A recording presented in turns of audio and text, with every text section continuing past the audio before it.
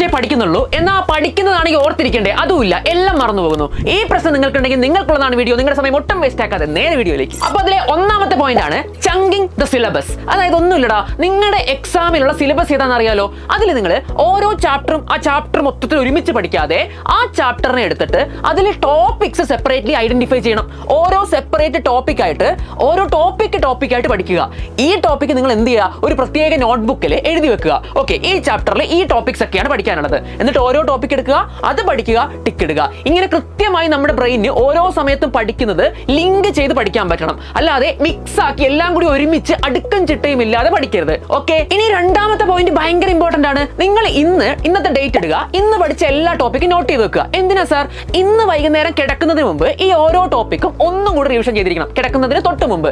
ശേഷം പിറ്റേ ദിവസം, അതായത് സെക്കൻഡ് ഡേയിലും നിങ്ങൾ എന്ത് ചെയ്യണം, ഒന്നും കൂടി വെറും 2 മിനിറ്റോ 3 മിനിറ്റോ ഉപയോഗിച്ചൊന്ന് ഓടിച്ച് വിട്ടാൽ മതി ഓരോ ടോപ്പിക്കും. ഓക്കെ, ഇത് നിങ്ങൾ ഉറപ്പ് വരുത്തിയിരിക്കണം. ശേഷം ഒരാഴ്ച കഴിഞ്ഞിട്ട് പിന്നെ നോക്കിയാൽ മതി. അപ്പോൾ ഓരോ ദിവസം പഠിക്കുന്നതും ഓരോ പേജിലായിട്ട് എഴുതുക.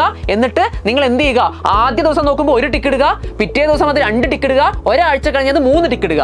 അങ്ങനെ ഓരോ ടോപ്പിക്കിനും 3 ടിക്ക് വീതം ഉണ്ടെന്ന് നിങ്ങൾ എപ്പോഴും ഉറപ്പ് വരുത്തിയിരിക്കണം. ഇനി മൂന്നാമത്തെ ടെക്നിക്ക് നിങ്ങൾക്ക് ചെയ്യാൻ പറ്റും. നല്ല സുഹൃത്തുക്കൾ ഉണ്ടെങ്കിൽ എന്തായാലും നിങ്ങൾ ഒരേ സാധനം പഠിക്കുന്നത് അല്ലേ, ഒരേ സിലബസ്. അപ്പൊ നിങ്ങൾ എന്ത് ചെയ്യുക, നിങ്ങളുടെ ഫ്രണ്ട്സിനെ വിളിക്കുക, ഇന്ന് ഏതൊക്കെ ടോപ്പിക്ക് പഠിച്ചു അത് എക്സ്പ്ലെയിൻ ചെയ്ത് തരാൻ പറയുക. അതേസമയം നിങ്ങൾ പഠിച്ച ടോപ്പിക്ക് അവർക്കും എക്സ്പ്ലെയിൻ ചെയ്ത് കൊടുക്കുക. ചെറിയ സമയം മതി. അങ്ങനെ എക്സ്പ്ലെയിൻ ചെയ്ത് കൊടുക്കുമ്പോൾ നിങ്ങൾ ഒരാളെ പഠിപ്പിക്കുമ്പോൾ അത് കേൾക്കുന്ന ആൾക്കും യൂസ് ആവുന്നുണ്ട്, റിവിഷൻ ആവുന്നുണ്ട്. അതേപോലെ പറഞ്ഞു കൊടുക്കുന്ന നിങ്ങൾക്ക് അത് പ്രാക്ടീസ് ആവുന്നുണ്ട്. അത് നിങ്ങളുടെ ഓർമ്മശക്തിയെ നല്ല രീതിയിൽ കൂട്ടും. അങ്ങനെ പഠിച്ച കാര്യങ്ങൾ മറക്കാൻ സാധ്യത കുറവാ. ഇനി നാലാമത്തെ കാര്യമാണ്, നിങ്ങൾ ഓർക്കൂ, നിങ്ങളൊരു മൂവി കണ്ടോണ്ടിരുന്നാല് ഒറ്റവട്ടം കണ്ടാൽ മതി. റിവിഷൻ ഇല്ലെങ്കിൽ പോലും അതിലെ ഓരോ സീൻ നിങ്ങൾക്ക് ഓർമ്മയുണ്ട്. കാരണം നിങ്ങൾ അതിൽ എപ്പോഴും ആക്റ്റീവ് ആണ് അല്ലേ, നിങ്ങൾ വേറൊന്നും ചിന്തിക്കാതെ അത് തന്നെ കണ്ടോണ്ടിരിക്കുന്നു. അതുപോലെ തന്നെ പഠിക്കുമ്പോൾ നമ്മുടെ ഫോക്കസ് എപ്പോഴും സ്റ്റഡീസിലാണെങ്കിൽ മാത്രമേ ആ പഠിച്ച കാര്യം കൃത്യമായി ഓർത്തെടുക്കാൻ പറ്റുള്ളൂ. സർ ഫോക്കസ് കിട്ടുന്നില്ല സാർ, അവിടെ നിങ്ങൾക്ക് ഉപയോഗിക്കാം പോമോഡോറോ ടെക്നിക്ക്. ഇവിടെ 25 മിനിറ്റ് പഠിച്ചതിന് ശേഷം 5 മിനിറ്റ് ബ്രേക്ക് കിട്ടും. അപ്പൊ ഈ 5 മിനിറ്റ് ബ്രേക്ക് കഴിഞ്ഞ് വീണ്ടും അടുത്ത 25 മിനിറ്റ്